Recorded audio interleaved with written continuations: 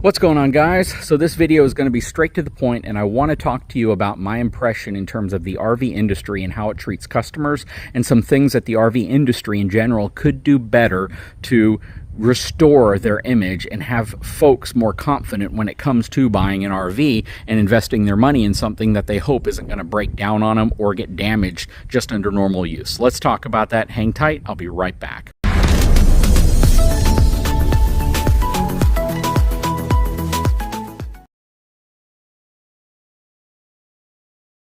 Okay, so I get asked quite often, especially because of this whole frame flex controversy, what side am I on? Am I on the consumer side or am I on the manufacturer side?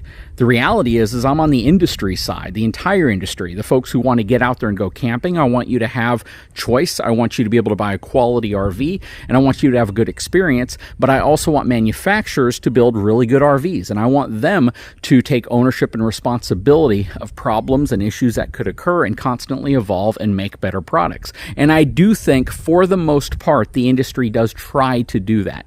They try to use better components, they try to use better materials, and they try to give you a better, more comfortable and convenient camping experience. And they want to have more diversity of types of RVs so you have choice. Now, that said, inevitably when you buy an RV, you could or possibly will or likely will experience challenges at some point. You might have a problem. You may have the dreaded frame flex issue. You may have axle problems. You may have window problems, roof problems, air conditioning problems, appliance problems, all these problems that could exist. And what I am going to tell you today is my stance, and this has never changed. This is my stance going way back. If you watch videos I've made 6 years ago, this is my opinion. I believe that the path for consumers to get problems resolved is completely broken, and I believe that that path is only in favor of the manufacturers themselves, and that needs to be revamped. Now, that is not every manufacturer. There are manufacturers that are absolutely known for taking care of the customer. They almost go out of their way to a fault. They'll deal with and help customers that have units that are way out of warranty just to make them happy so they have a good experience. They know the RV is probably going to break at some point. Things are going to happen. Things will wear out, but they step up and they try to do what's best for the consumer, knowing that it's going to help their reputation. It's going to make that consumer more likely to recommend their product and buy another product, which is a great stance. But then we also know that when certain issues arise, sometimes you just don't hear anything and you don't get the support that you need when you need it most.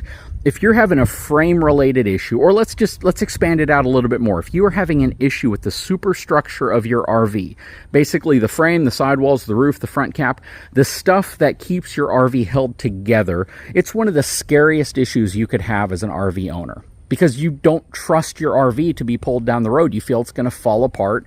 It could injure you. It could get you in an accident. It could injure somebody else.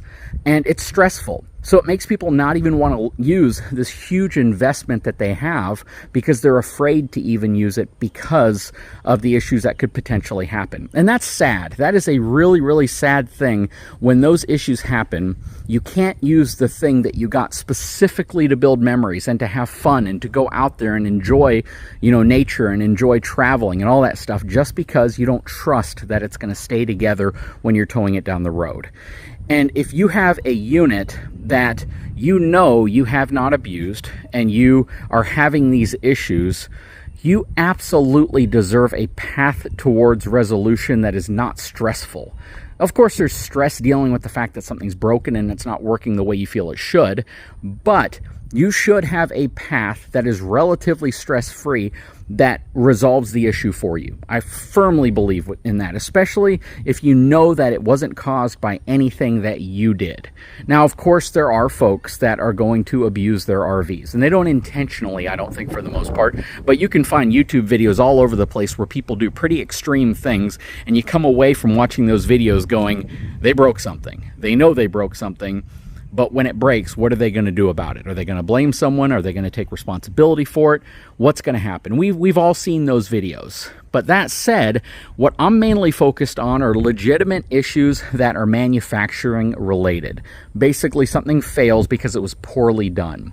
Now, the current path to get a problem fixed sucks. It's not a great path. If I have a problem with an RV, what do? I call the dealership that I purchased it from. I say, hey, I'm having a problem with my frame. I think it's flexing too much.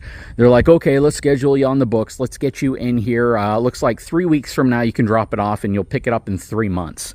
And that just sucks because you're paying a monthly payment on it. You're paying for insurance possibly on it. You have a bunch of stuff inside of it, and you're having to leave it at a dealership for this protracted period of time. And they're probably not even working on it or touching it. And then finally, when they do, they call you back and they say, okay, well, we see damage here. We see damage here. It's going to cost you this much money to fix it, and it's all out of warranty. That's the first part that's broken, is that you don't get that automotive style experience where a dealership just really wants to fix it for you to make you happy. In many cases, you do, but in some cases, you don't. For the cases out there where you've taken it to a dealership, they fixed it relatively quickly, you're super happy with what they've done, that's awesome. And that does happen a lot. But even if it doesn't happen 30% of the time, that's still a lot of times that people leave very, very upset, very disappointed with the service they received. So in the automotive industry, right, they get the car, they look for anything that's wrong with it associated to the problem, unless they can't replicate it. We all know that issue, right? If they can't replicate it, obviously it's not broken. But they look for the problem, then they get it approved through the manufacturer of the car to get repaired. They repair it, they get reimbursed by the manufacturer, or in some cases they get paid by the manufacturer just to fix everything, and you're taken care of, hopefully. The RV industry is kind of supposed to be that way, but we oftentimes know that it's not. But this is the process, right? You have a problem, you take it to the dealership. The dealership has it forever. They hopefully fix it. In many cases they do. If it's a refrigerator, microwave, if it's a window leaking, if it's something like that, they will usually fix it under warranty. But when it comes out of warranty, that's where you start getting into huge issues. And that's where everyone starts kind of pushing back. But let's assume that the unit is either in warranty or out of warranty, and we're talking about something like a frame-related issue. Again, superstructure, scary. Well, the path to get that fixed, the path to get it taken care of, really sucks right now. And the challenge, again, is you go to the dealership, they kind of refuse to work on it. They're going to tell you, well, it's going to cost you 30 grand to fix this.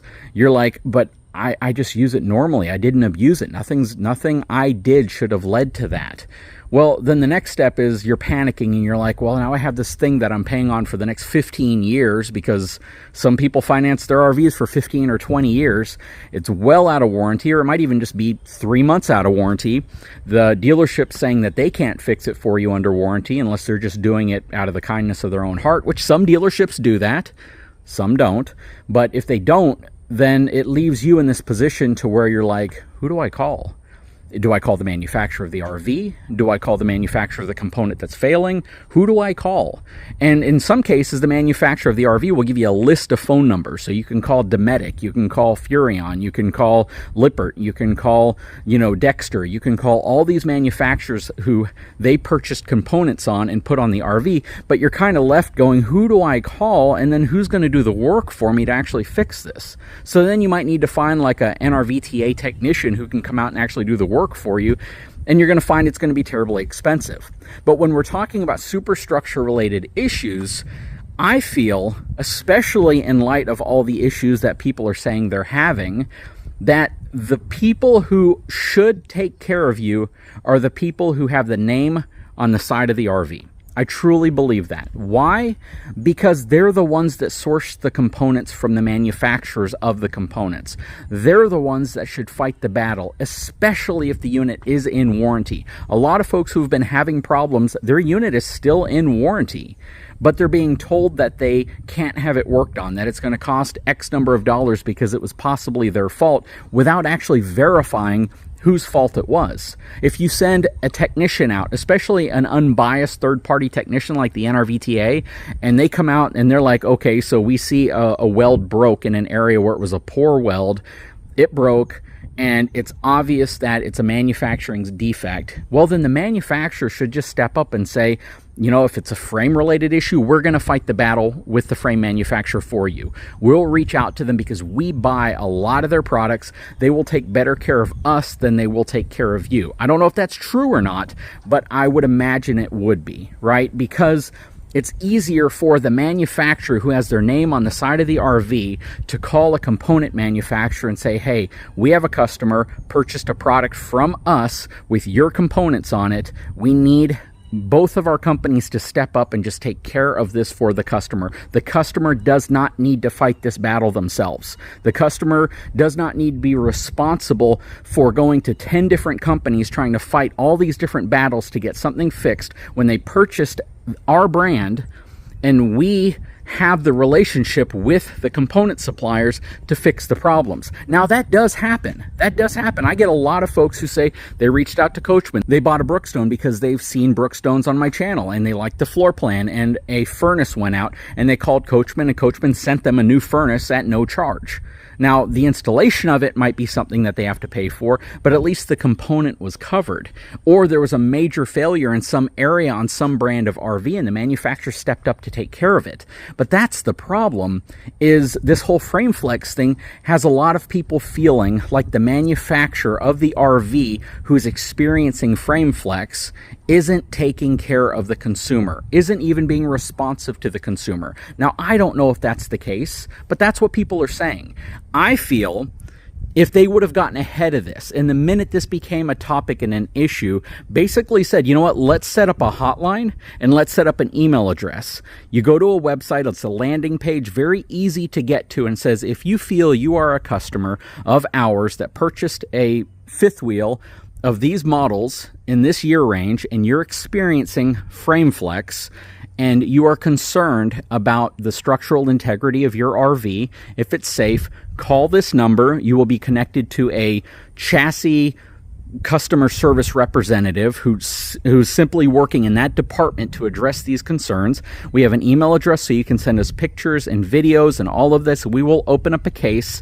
We will get an inspector out if everything seems to be pointing the direction of a manufacturing issue. They will inspect your RV, and if it's determined to be something that is a defect in workmanship or material, even if it's out of warranty, if it's a couple years out of warranty, now if it's 15 years out of warranty, that's a whole different story. Shoot, even if it's 7 years out of warranty, which would be like a 9-year-old RV, yes, I totally get that a manufacturer is probably going to be less likely to work with owners of older RVs that are well out of warranty. But if it's only a couple years out of warranty, it only makes sense for the manufacturer to step up and say, we're going to do everything we can do within reason to take care of you. We will try to do our best to make you happy at the end of this, and we have a route for you to go to get there. That was the challenge here. There was no route, at least one that I was aware of. I didn't hear of any kind of special number that people could call into or special email address that would connect people to a department that was understanding of what people were concerned about, empathized with them, and tried to help them. There are other industries that do that. There are other industries that are willing to do that.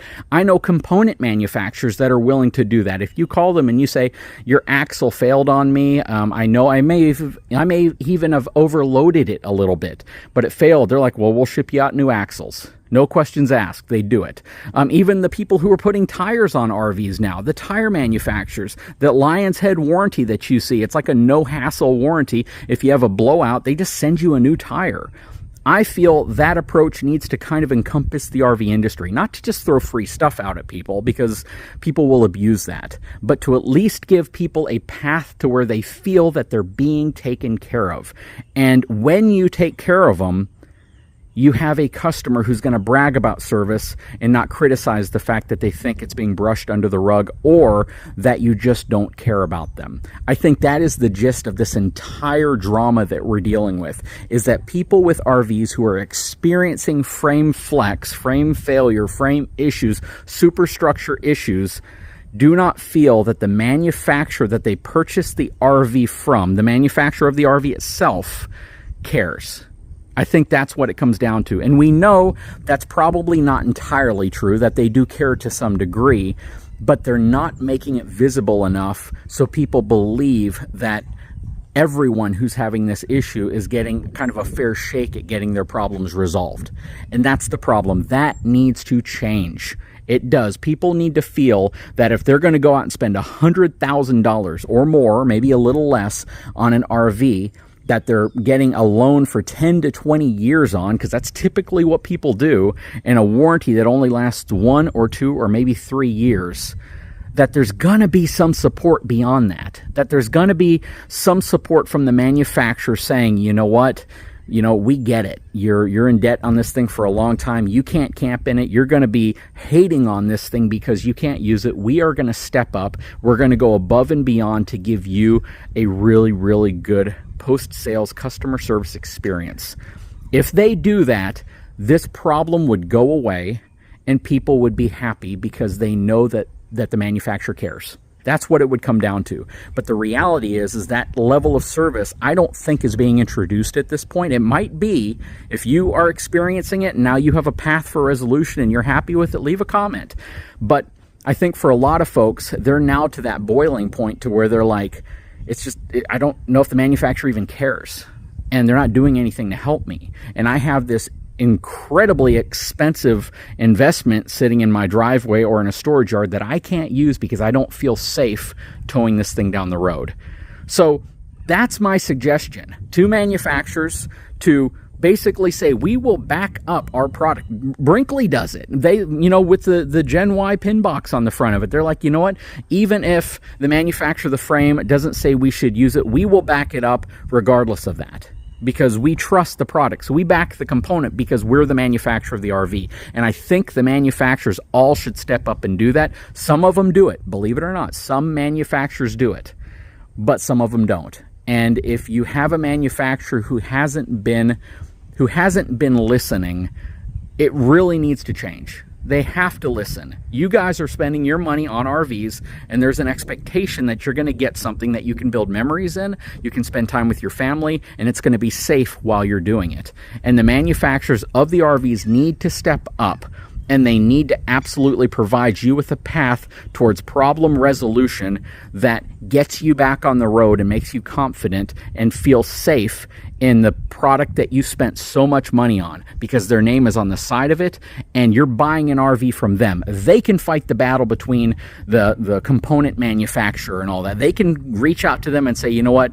your this or that component sucks, we need it done better. But you as the consumer should not have to fight that battle. And that is my honest approach, and that is the approach I've always had, regardless of what you thought about my interviews at Lippert, where we talked about where the problem was happening, how it was happening. That was more of a technical conversation. It didn't have a lot to do with what's a manufacturer going to do to resolve it. It was to educate people, and those videos have been featured all over the place as kind of a means to help educate folks on how the problem is actually happening, what's actually happening. It was never meant to try to get problems fixed for people. It was meant to explore what could be happening and to give you kind of a behind the curtain view of the frame manufacturing portion in general, the testing and the things like that. But if you truly want my stance on what needs to happen, the manufacturers of the RVs themselves need to step up and provide more abilities for you to get your problems resolved when they happen. I firmly believe that, and that is my ask of the industry. And I welcome manufacturers who are watching this video to reach out to me and tell me how what they're doing is different than what others are doing. And I will share those brands with you all, my viewers, so you know which manufacturers are willing to take that step forward and show you guys that you, the consumer who spends your money on RVs and controls whether these RV manufacturers live or die, really matter. That's what matters. And I'm looking forward to any manufacturer who wants to reach out to me and express to me how their process is different and why they deserve to be preached on from the hill about how they do things that are different than others. Anyways, leave a comment below. I would love to know your thoughts on this video. If you haven't had a chance, please take a moment, subscribe to the channel, give me a thumbs up, and we'll talk to you again very soon.